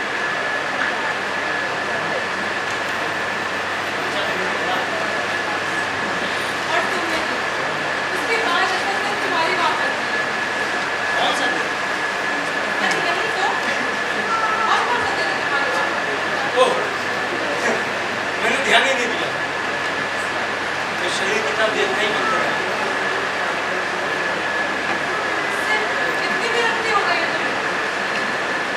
जब ये शरीर तुम्हें मिला था तो कितना कोमल था, किसी किसी राजकुमार की तरह। ये बाहें कितनी गोरी और सुंदर थी। और अब देखो ये तुमने अपना क्या हाल बना रखा है। अग्नि, जब ये मुझे शरीर मिला था तब मेरे सिर से लटकती हुई लाश की तरह। अरे, ब्राह्मण का कोमल शरीर जंगल के लिए नहीं बना। 2 कदम चलता, पैरों में दर्द होने लगा। अरे, कुल्हाड़ी उठाता, हाथों में दर्द होने लगा। जिस दिन ये शरीर मुझे मिला, मेरे और इसके बीच में एक युद्ध शुरू हुआ। कौन जीता? मैं। हमेशा मस्तक ही जीतता है ना? भाग्य की बात है। अब देखो, कोसों दौड़ सकता हूँ, बड़े से बड़ा पेड़ गिरा सकता हूँ। हाँ, शुरुआत में पेट थोड़ा सा साथ नहीं देता, लेकिन अब जो मिलता हजम कर लेता, नहीं मिलता तो रोता भी नहीं। तो क्या हमेशा मस्तक ही जीता करेगा? वो मुझे नहीं पता, लेकिन अब मैं कपिल हूँ। कपिल, ऐसा कपिल जिसका चेहरा उसके शरीर से मेल खाता है। अदला बदली, हेरा फेरी, याद है वो गीत जो हमने काली के मंदिर में गाया था? अब उसे क्यों सुनाती हो बार बार? यूं याद आ गया, मुझे बार बार याद आया। ये पंक्ति तो मेरी आत्मकथाई बन गई है। कपिल देवदत्त, कपिल देही देवदत्त, देवदत्त शरीरी कपिल, क्षण में एक पुरुष 4। लेकिन तुम देवदत्त को छोड़ कहाँ आई?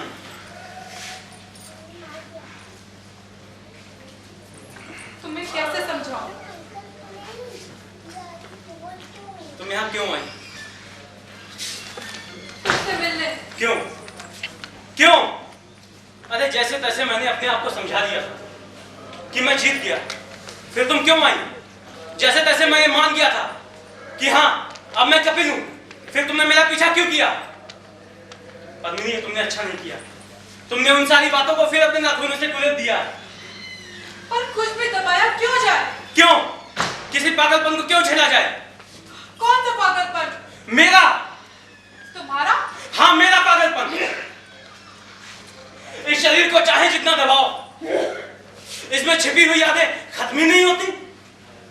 आश्चर्य की बात है ना कि शरीर की भी अपनी यादें होती हैं। किसी एक के स्पर्श किया, किसी को छूने की याद, किसी को बाहों में भरने की याद, वो यादें जिनको कोई नाम नहीं दिया जा सकता, वो यादें जिनको कुछ कहा नहीं जा सकता, जिनको कुछ सुना नहीं जा सकता। और जब वो यादें थी तब ये सिर नहीं था। बेचारे कपिल, दया मत दिखाओ। चुप रहो, तुम पागल हो। अगर तुम्हारे शरीर ने किसी नदी में स्नान किया, उसका सुख होगा, तो क्या तुम्हारे मस्तक को ये नहीं जानना चाहिए कि वो नदी कौन सी है, उसका प्रवाह कैसा है? तुम्हारा शरीर उसमें डुबकियां लगाए, इसका पानी तुम्हारे बालों को सराबोर कर दे, इसकी जीभ तुम्हारे कानों में घूमे। जब तक तुम ये सब नहीं करते, तुम अधूरे ही रहोगे। कपिल, तुमने बेकार अपने आप को सताया।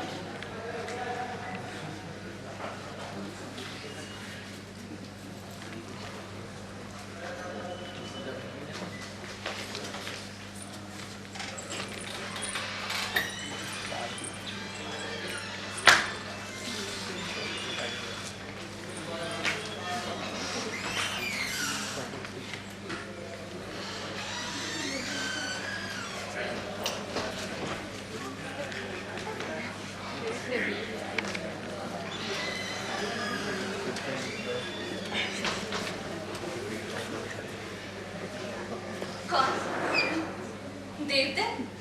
हाँ, यहाँ कपिल का घर कहाँ है? वो पर तुम कैसे हो? नहीं बताना चाहती हूँ तो ना बताइए, मैं खुद ही ढूंढ दूंगा। सुनो, उधर पद्मिनी को आज कितने दिन हुए? यही कोई 4-5 दिन। क्यों? 4-5 दिन। मुझे एक मर्द को ये रास्ता इतना कठिन लगा और वो इतना जल्दी आ गई, वो भी बच्चे को गोद में लिए हुए। देवदत्त,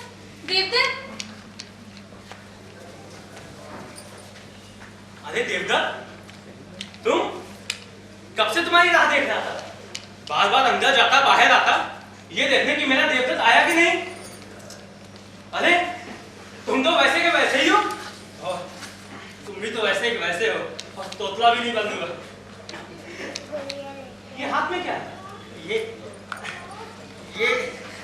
गुड़िया है, बेटे के लिए उज्जैन के मेले से लाया हूँ। घर गया तो देखा पद्मिनी वहां नहीं थी, तो सीधा तुम्हारे पास चला है। पहले चलो थोड़ा सा विश्राम कर लो, फिर आराम से बातें करेंगे। नाराज हो भाई? नहीं, पहले था, पर अब नहीं। मेरे शरीर में तुम्हें कोई कष्ट तो नहीं? अरे नहीं, कष्ट कैसा है?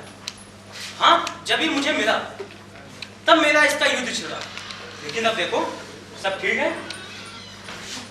मैं तुम्हारा फल चाहता, तुम्हारा जंगली फल। तुम डर से जिए, मैं भय से जिया। अरे नहीं भाई, भय से तो मैं जिया। हदरा बदली हेरा फेरी, कोई बताए जीता कौन? कपिल, एक बात बताना, क्या तुम भी पद्मिनी से प्रेम करते? हाँ, और मैं जानता हूँ, लेकिन क्या ऐसा नहीं हो सकता कि हम तीनों पांडवों की तरह एक साथ रहें? ये तुम खुद सोच कर नहीं, अरे ये कैसे हो सकता है? इसीलिए तो ये रहा, जो मिट नहीं सकता उसे काट डालना चाहिए। तुम्हारी तलवार काफी ना है।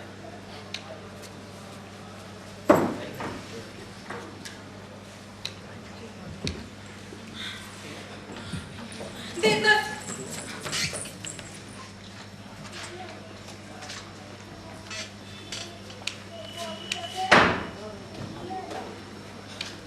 अभ्यास है अभी तक? तुमने तो इन हाथों को बहुत अच्छी तरह से सिखाया। तुमने नए सिरे से अभ्यास किया? हाँ, नए सिरे से किया, इसलिए अब वो तेजी कहाँ जो पहले थी।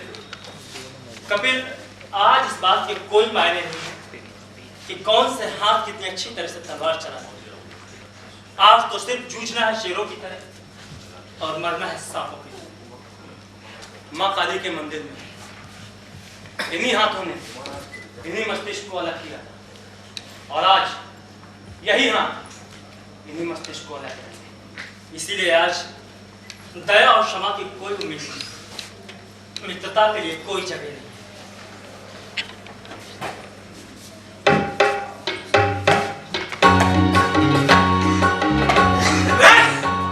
अखाड़ों में मुर्गों की तरह आंख के डोरे से डोरे, अखाड़ों में मुर्गों की तरह आंख के डोरे से डोरे चल रहे हैं हम मिलाए,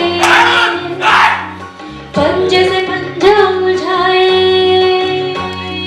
चल रहे हैं हम मिलाए, पंजे से पंजा उलझाए। हम दोनों नाचते हैं, जो कुछ जानना था वो तुम जानते हो, वो मैं जानता हूँ, वो सब जानते हैं, वो मैं जानता हूँ, वो सब जानते हैं, वो सब जानते हैं, वो सब जानते हैं।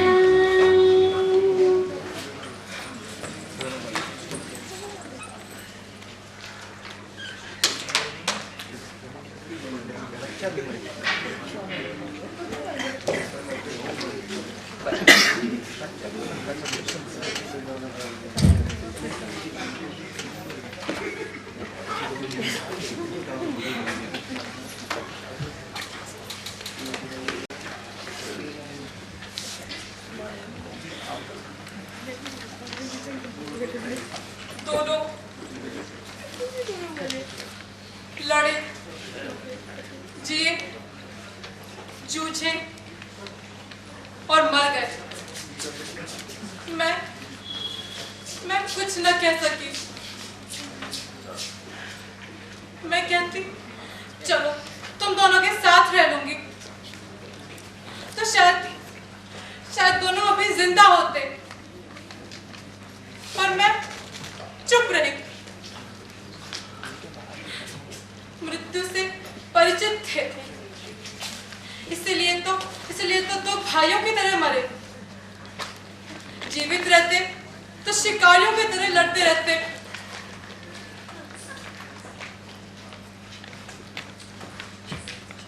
इसीलिए मैं दोनों को मृत्यु की ओर ढकेलती रही। दोनों चले गए हंसते हंसते, और मैं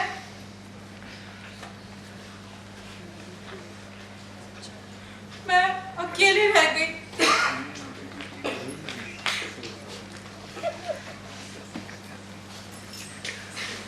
बेटी, तुम पर कोई विपदा टूट पड़ी है, हमें बताओ।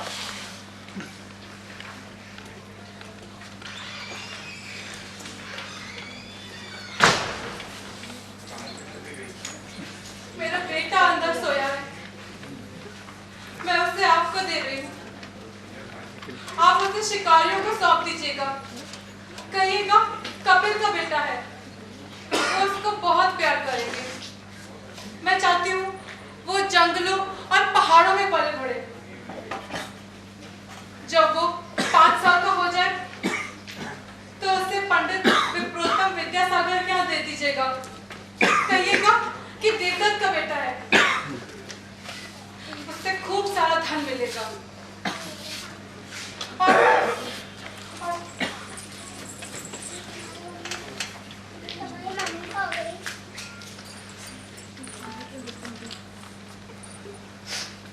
और ये गुड़िया, ये मेरे बेटे को दे दीजिएगा। मैं अब उससे नहीं मिलूंगी, नहीं तो उसका मोह मुझे खींच लाएगा। पर तुम कहाँ जा रही हो?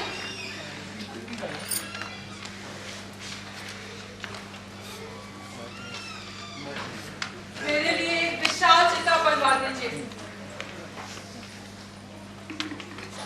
हम 3 लोग हैं। हे भगवान, सती होगी।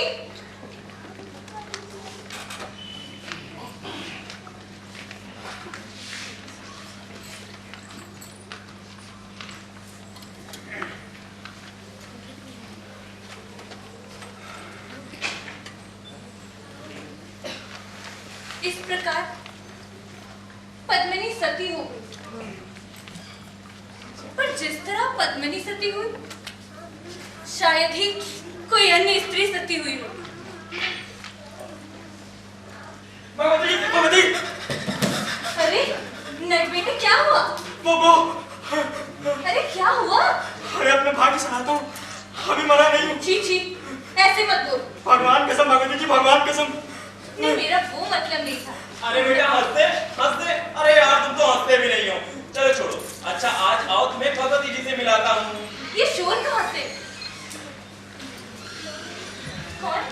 मैं भगवती जी। अरे प्रणाम। बेटा नट, 1000 बरस जियो। अभी मैं तेरी ही बात कर रही थी। क्यों? मैंने ऐसा कौन सा पाप किया? बस तेरी याद आ गई। अच्छा, हैवदन कहाँ है? बेचारा, माँ काली उस पर प्रसन्न हो। और ये कौन है? ये बता बेटे। बोल बेटे, तू कौन है? कहाँ का रहने वाला है? तेरे माँ बाप कहाँ हैं? देखा ना, कुछ नहीं बोलता। आपकी सौगंध ये तो ना हंसता है ना रोता है, 24 घंटे ऐसे ही बना रहता है। पर तुम्हें कहाँ से मिला? चित्रकूट से लौटते समय एक रात शिकारियों की बस्ती में ठहरा था।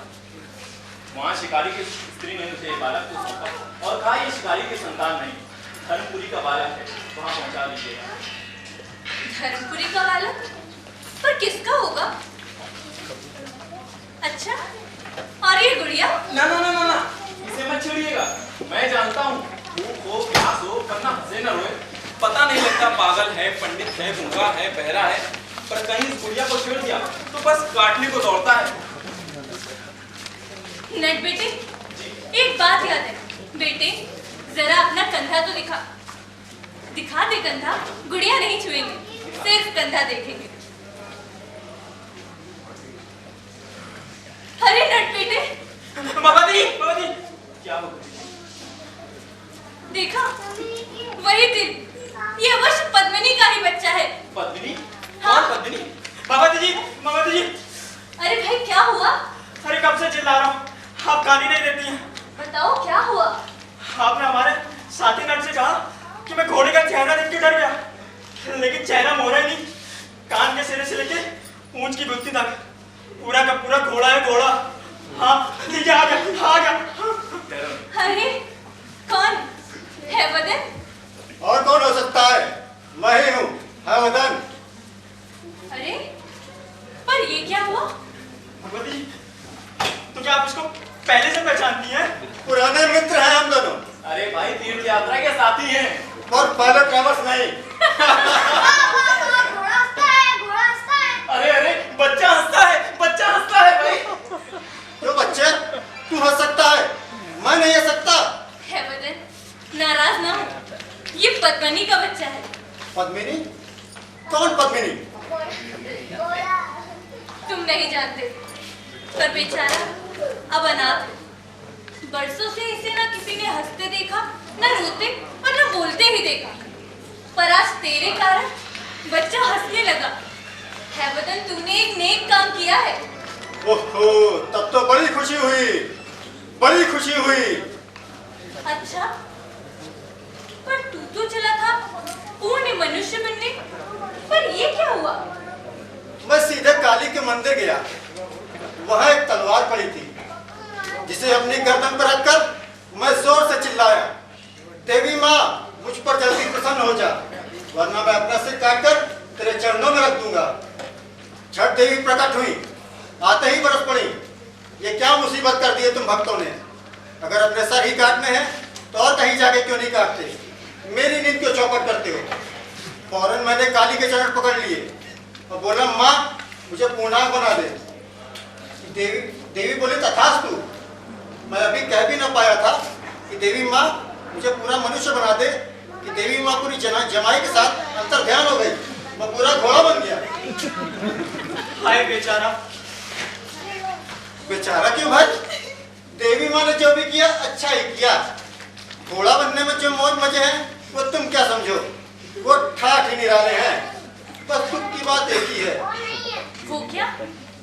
अब क्या बताऊं भगवती जी, पूरा घोड़ा तो हूँ पर अभी पूर्णांग नहीं हूँ। कम वक्त ये इंसान की आवाज मेरा पीछा ही नहीं छोड़ती, जैसे मेरे गले से चिपकी गई हो।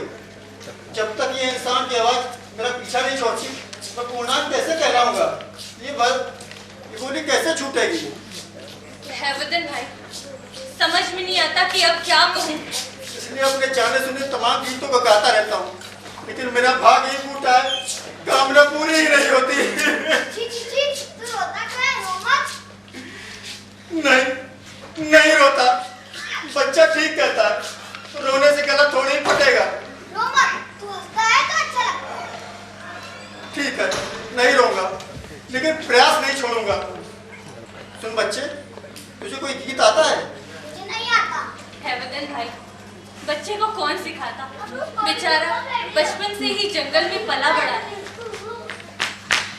सुन बच्चे, अगर तू कोई और गीत गाकर सुनाएगा तो मैं तुझे अपनी पीठ पर बैठाकर घुमाऊंगा। मंजूर? हाँ। तो फिर चल जाओ मेरी पीठ पर। आओ।